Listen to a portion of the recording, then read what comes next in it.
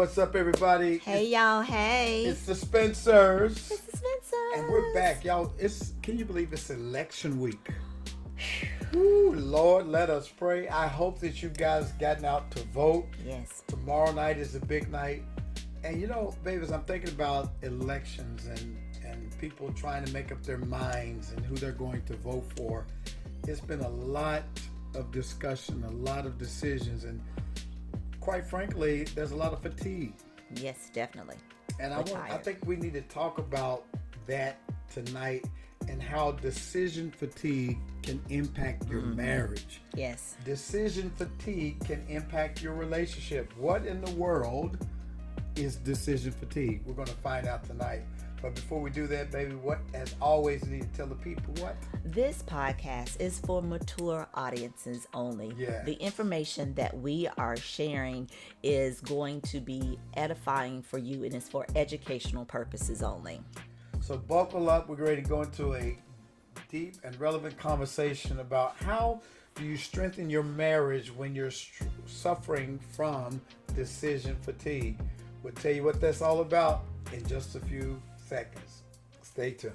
We made it through the test. Strengthening love and sex. Hey everybody, we are back, and tonight we're talking about decision fatigue.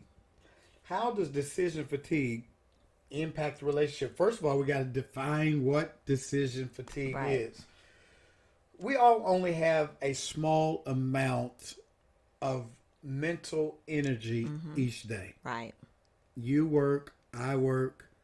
At work, I have to make a lot of decisions, especially being chief apostolic officer of a church, being president of the Community Development Corporation, being over us working naked and unashamed, us having a young man in college who still calls us for advice, having married couples pulling on us, asking what they should do in their own marriages.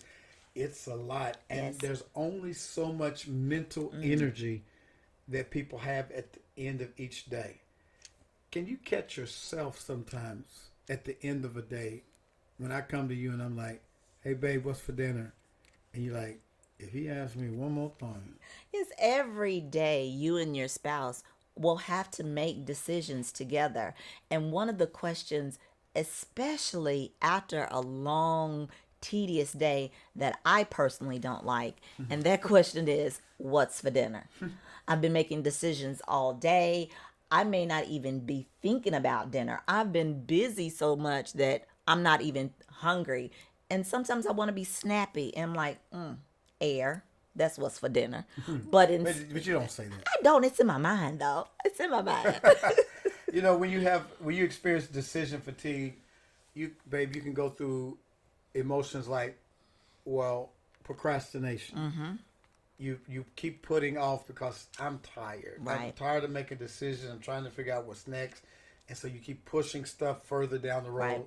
Then there's impulsivity, where you become impulsive and you just do stuff because you're tired. You don't think it through. You just do it. But then when you're doing something sometimes impulsively, you're not doing it to the best of your ability. Something may break in the process of you trying to get it done quick. Yeah. And when you have decision fatigue, you also find yourselves making poor decisions. Definitely. It's like, I would not have done that if I was rested. Can you think of a time when you've made a poor decision when you were tired? Let's just say one of those ones, tired and going to the grocery store and not eating before going to the grocery store, especially when you go to one of those big box grocery stores that have food and you eating everything, and then you get sick, and then you're buying so much and you never like, oh, I'm gonna fix this, I'm gonna fix that, and your refrigerator and freezer's full of things that you were going to fix but you've never gotten around to fixing. And not only that, but when you don't have enough mental energy, you find yourself pulling over at fast food restaurants and just ordering a bunch of mess because you're too tired to figure out, what am I going to thaw out? What am I going to fix? Right. And many times we make poor decisions, which can ultimately lead to resentment. You start, I heard you say, when we ask you, Mom, what's for dinner? You're like, air. You because there's some resentment there. Right. The resentment can build up because you may feel like you're the only one responsible for that particular task. Like I've taught all my boys how to cook. Why is that responsibility on me to decide what we all are going to eat for tonight? And then sometimes I'm just waiting for someone to step up and like, hey, I'm gonna cook dinner tonight. How about this? You think decision fatigue, does it show up in the bedroom between married couples? Definitely it shows up in the bedroom because there's always going to be one spouse that wants sex more, and sometimes one spouse is really tired, and then they may just give in for the sake of giving in because the other spouse is pursuing them, and they're not putting the energy in that they normally would on loving their spouse. I sometimes, after making all these decisions to save the world, I feel like I'm saving the world, running a congregation, trying to decide what's best for the budget, what's best for the staff, what's best for the vision. I don't want to make any more decisions. And sometimes I just want to come in and you like, lay down. Give me your feet. Come here. Roll over. Let me rub on you. This is what we're going to do tonight. I want you to take control because I'm tired of making decisions. Does that make sense? It does make sense, but you have to be, excuse me, realistic when both persons are working outside the home or both persons are, have a lot on their plate. That shouldn't be an always expectation. That sounds really nice. And sometimes those things do take place, but realistically, you have to kind of come to that compromise. And as opposed to just thinking that your spouse is going to automatically do these things, you have to use your voice. You have to tell your spouse, babe, I've had a hard day today. Do you mind rubbing my feet? I know you're getting ready to do XYZ. Do you mind, rubbing my neck? Or, tonight, and this is all before going to bed, let's just make it a beautiful night tonight. Yeah, but all those times when you're not tired, when the other spouse is not tired, and you recognize that the other person is tired, I think that's the night that the other spouse has to step up and say, I recognize your fatigue. I got you tonight. Yes. Instead of me asking you for dinner, if I see you're tired, ask you what's for dinner, I can take the initiative and I can cook dinner.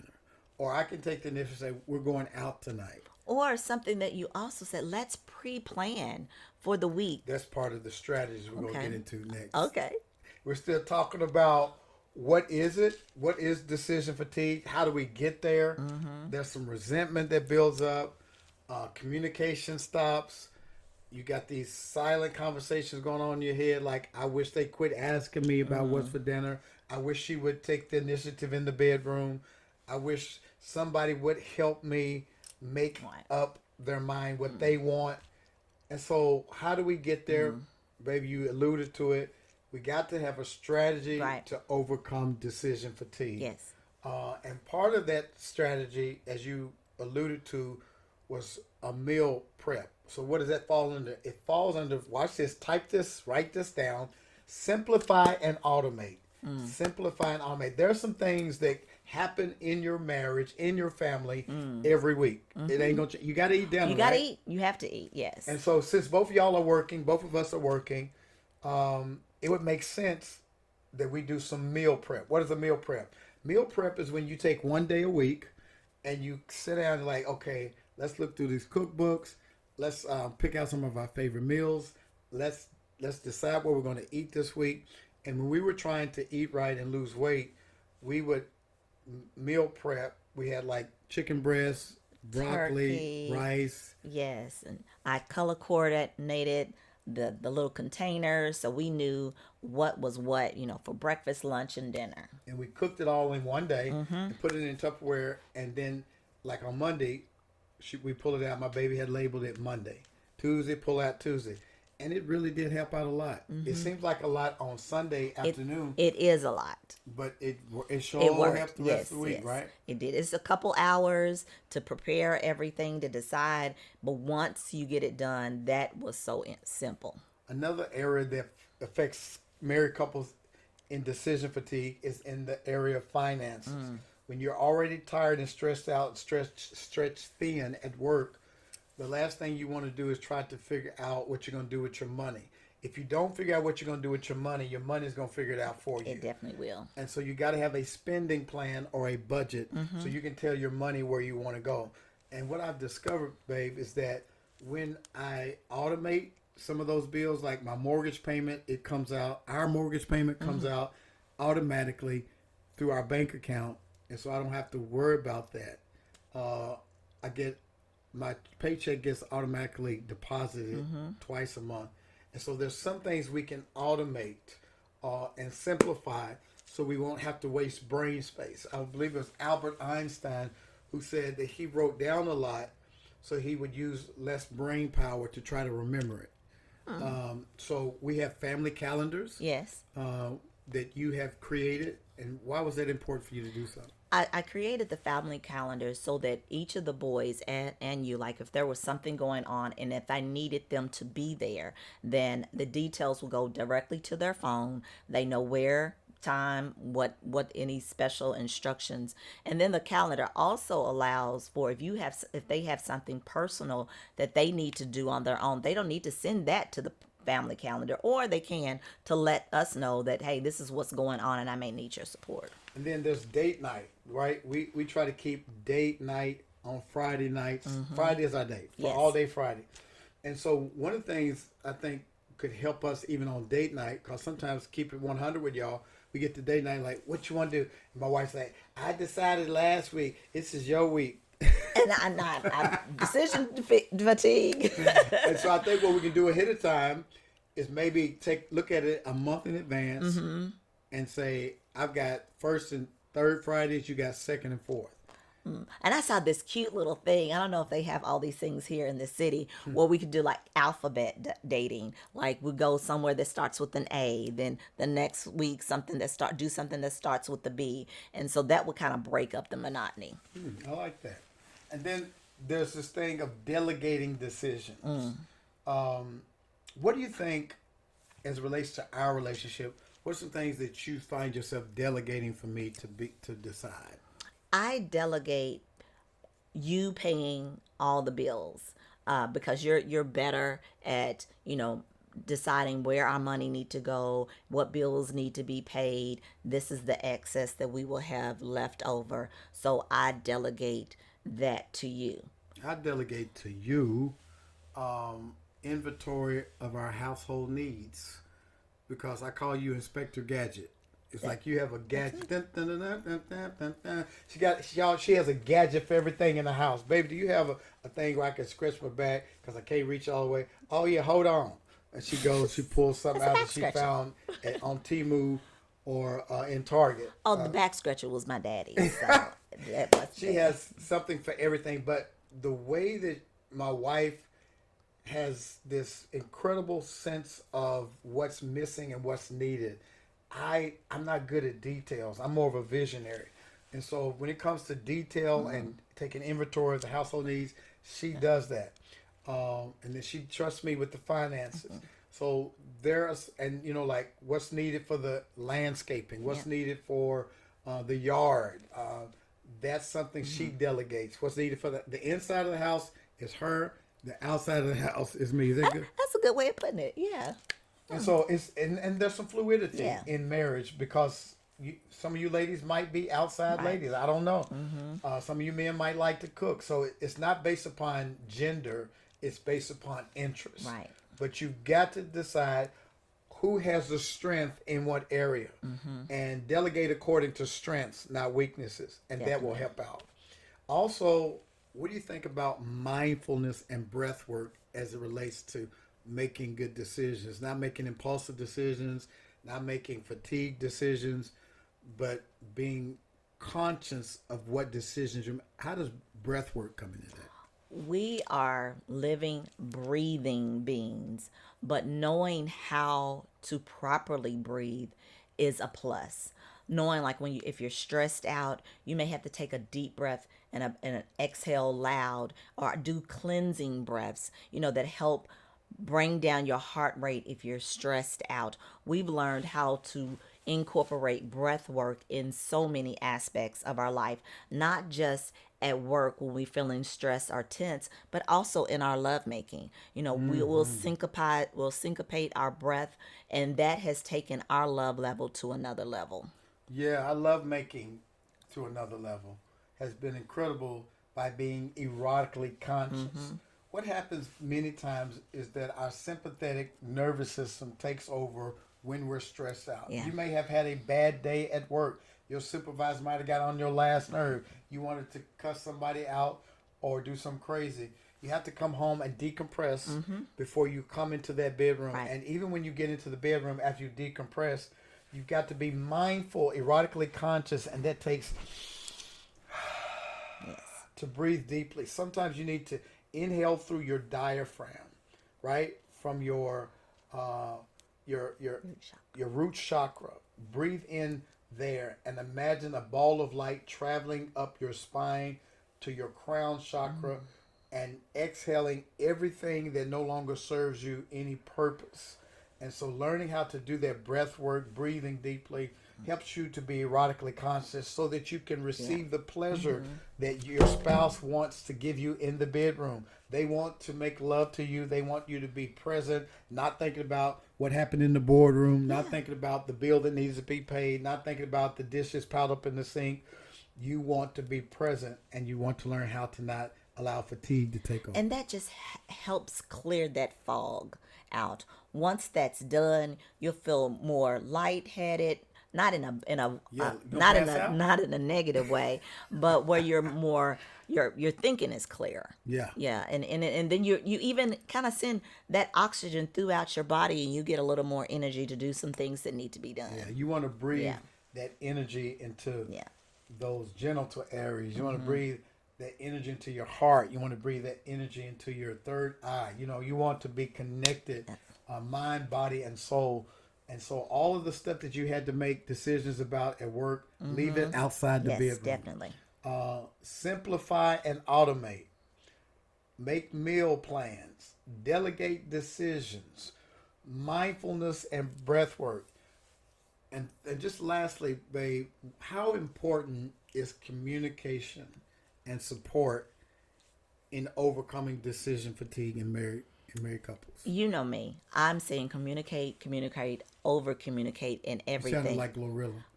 You said communicate. I didn't. Oh my goodness. My mouth must be dry. Curbing on curbing. Curbing on curbing. Communicate. That's just where I talk. It's beautiful. No, okay, so communicate. Am I saying it right? Communicate. If like she No, was don't saying. do it like Okay. that. Okay. Well, as far as communicating to your spouse what you really need and where you need help, where that tension and friction sets in is when you're not letting your spouse in on what's going on.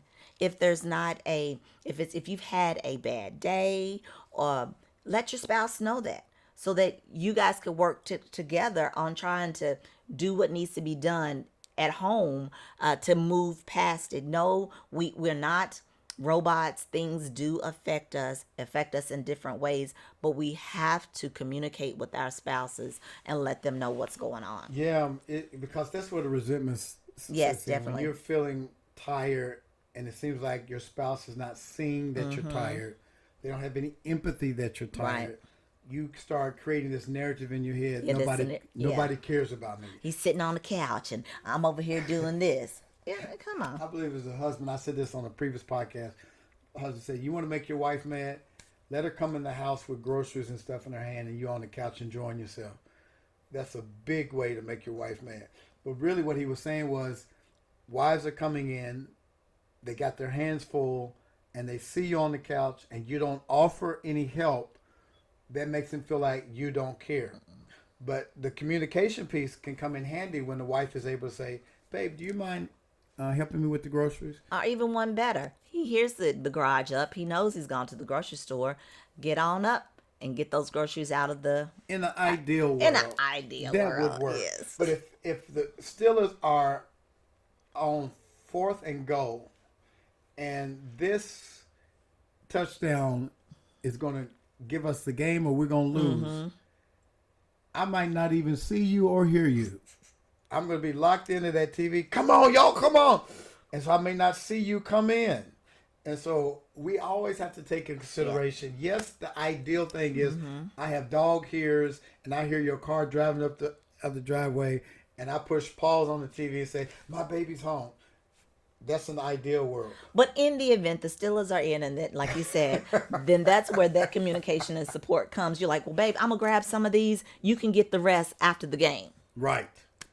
So there's this communication to ask for the support you need from your spouse. Don't assume that they know that you need help. Don't assume that they see that you're tired. You must ask for the support that you want. Not only internal support, but sometimes in marriage, babe, people have to seek out external support through counseling. Oh, yes. That's definitely. why we started this ministry called Naked and Unashamed. That's why we started Eden Circle, because we recognize if marriages are going to make it, sometimes you need a coach and you need community. And so with that being said, when you get to a place where you're stuck and y'all are not communicating the way you want to communicate, you may need to reach out to some counselors like us to say, hey, can you help us get through this stuck spot? We are talking at each other and not to each other. Can you help us get out of this rut?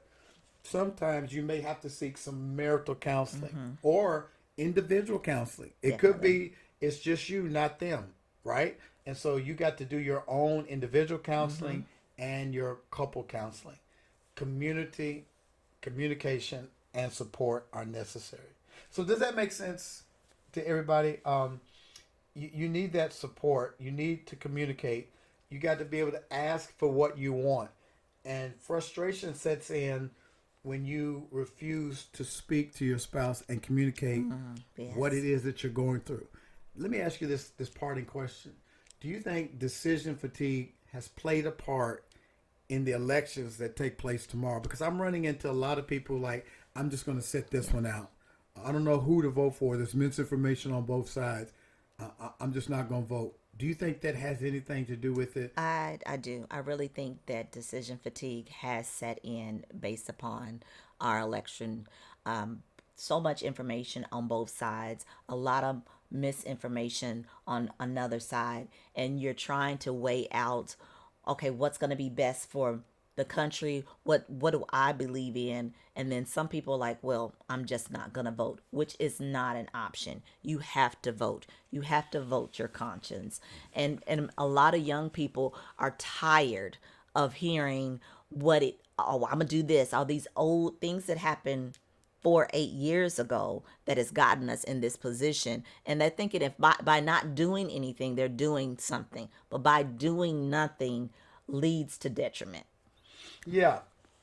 Decision fatigue, I think, has impacted us in this election to the point where people don't want to think. They don't want to use critical thinking. We are caught in a herd mentality of believing conspiracy theorists or taking half-baked information off the internet and running with it as facts without doing our due diligence. All I know is this. Our children's future is too important for you to shut down because you're tired of thinking. Our country, our democracy is in danger of extinction because people are not using critical thinking through this process. Please, brothers and sisters, wake up. If you have not gone to vote, if you're hearing this tonight, you still have chance to go tomorrow on November 5th and use your voice. Your voice makes a difference. Your voice makes a difference in your marriage. I know you're tired. Yeah. I know, you're tired of bringing home the bacon and cooking it too, but your family's depending upon you. And closed mouths don't get fed. You have to make a decision. You got to, again, babe, what are some strategies that we need to overcome decision fatigue? Well, you had to simplify, some of the things.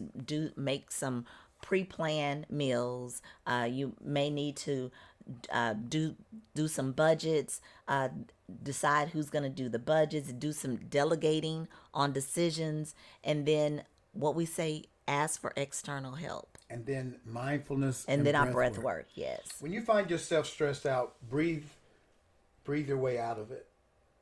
Bring that parasympathetic nervous system in control through breathing, praying, meditating, because God wants you all to be happy. He wants you all to have a great relationship. It takes intentionality to overcome decision fatigue. I get it. We're all busy people. Yes. We're adulting, and it ain't fun a lot of times.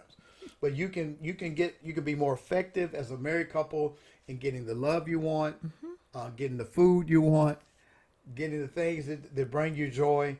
It's within your grasp. But be cognizant of the fact that sometimes you get tired. Yes. I hope this made sense for you tonight. We just want to help married couples stay married and enjoy the process. If you're going to be married for the rest of your life, don't you think you ought to enjoy it? Get the sex you want, get the love you want. Go out there and have some joy and fulfillment.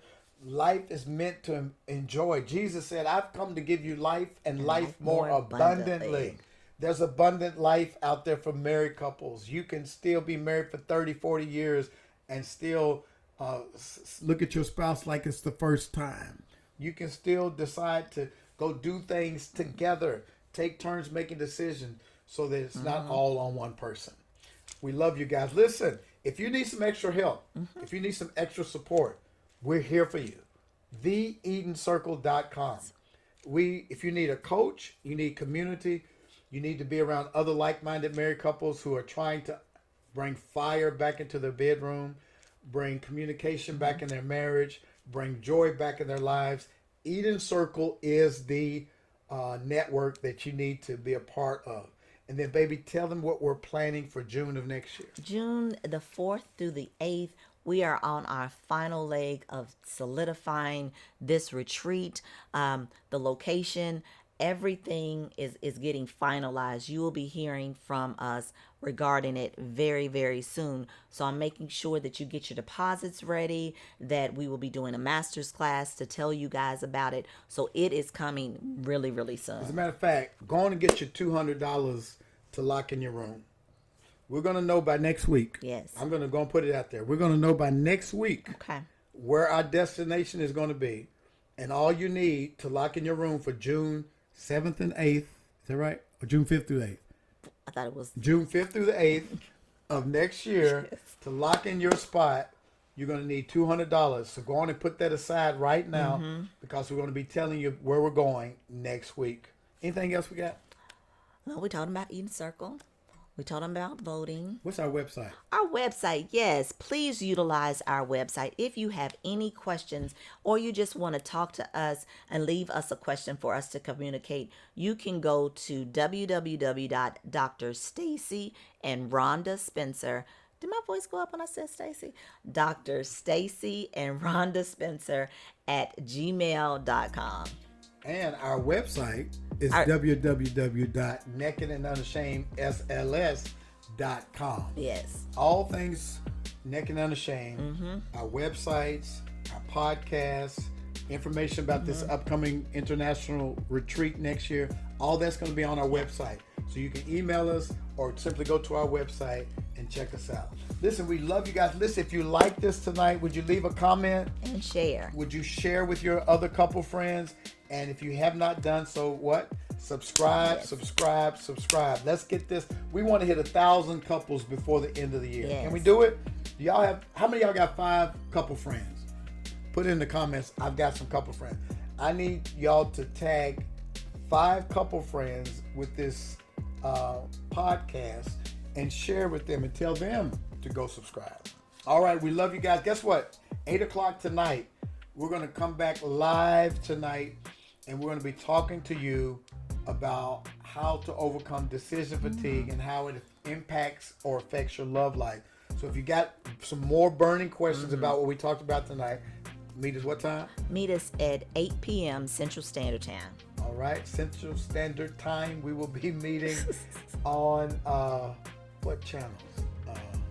YouTube. TikTok and YouTube. Yeah, TikTok and YouTube. So we love you guys, and we'll see you in a little while. Be blessed.